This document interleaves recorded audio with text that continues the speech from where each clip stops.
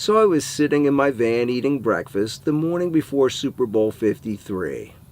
And I asked myself the age-old question, who's going to win the 2019 Super Bowl tomorrow? When you think about it, how did these teams even get this far? I wouldn't want to be a Kansas City Chief with the number 54 on my jersey. Who in pro football lines up offsides? That gave the game to the New England Patriots. What? Patriots, yeah. Yeah, you heard it here first. I made up that name and I've been calling them that for a long time. And if you didn't hear, some 12 or 13-year-old kid did a science fair and won for proving a deflated football could be thrown further than an inflated football. Oh, whatever. Now the fact that the LA Rams or wherever they're from are in the Super Bowl is a real mystery. They've been passed from location to location. Speaking about passing, that missed pass interference call when Breeze was marching in for the winning touchdown in the championship game in New Orleans. Oh, I'm sure you all saw that play way too many times now. With the refs looking right at the play, and they missed both penalties. Pass interference and helmet to helmet. I think the NFL should not only fire those refs, that those refs should never officiate another pro football game ever again. In fact, the NFL should buy each one of those refs a seeing eye dog because it's obvious they can't see. I'm glad I got that off my chest. There was some pass interference thing that happened in the Steelers game in the Superdome. It was when the Steelers played the Saints near the end of the regular season. Now that I think about it, I think there's some kind of pass interference curse in the Superdome. When the Steelers played there at the end of the regular season, in the same spot, the refs called a phantom interference on Hayden. Gotta be some kind of curse. Maybe like the Bermuda Triangle. Refs can't see that part of the field. Talking about the Steelers, there's lots of problems on that team. Just look at Bell. He doesn't want to play unless he gets the money he wants, no matter how much he loses for missing the whole season. And back in October, Brown trashed his 14th floor condo in Miami, and he threw furniture out the window onto the ground. Now, doesn't he know he's a receiver and not the quarterback, and he shouldn't be throwing anything? Brown doesn't even show up to practice before the last must-win game of the season. What did doctors do when someone has cancer?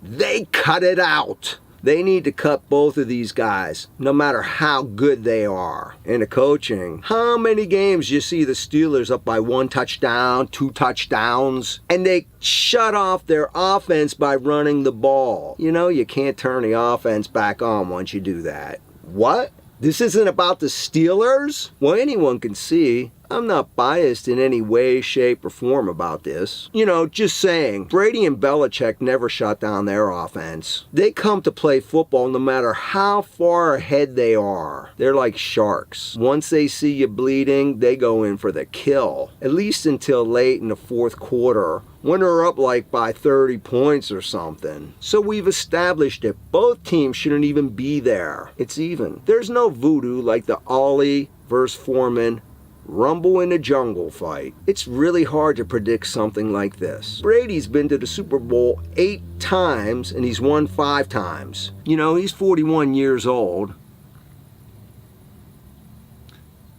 Don't tell anybody this. I think he's the best quarterback in pro football.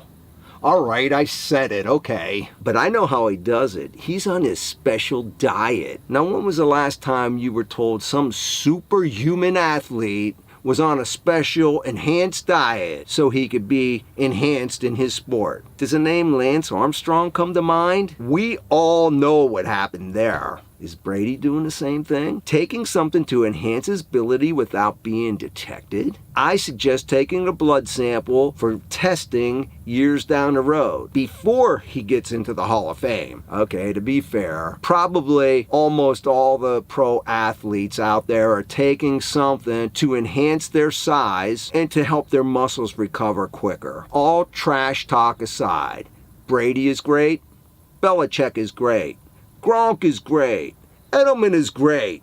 The Deflatriots are great. Oh, this is really starting to hurt. Brady can pick a defense apart while doing the snap count. Now, on the other hand, he's also susceptible to being picked 3 or 4 times during a game. Now that is if the pass rush can get to him. And now there goes Belichick again. He knows how to pick an offensive line. If the Rams are going to win, Aaron Donald is going to have to play the best game he ever played and get to Brady so he can force the game a little. Gurley and the Rams are going to need to get at least 175 yards on the ground. Goff is going to have to play a near perfect game and get 300 or more yards. I think this is going to be a high scoring game, and here's how I think it's going to end. I picked the Rams winning 33 over the Patriots 30. Now we'll have to see come tomorrow. Besides, Brady can't tie the Steelers with 6 wins. Now that just isn't right.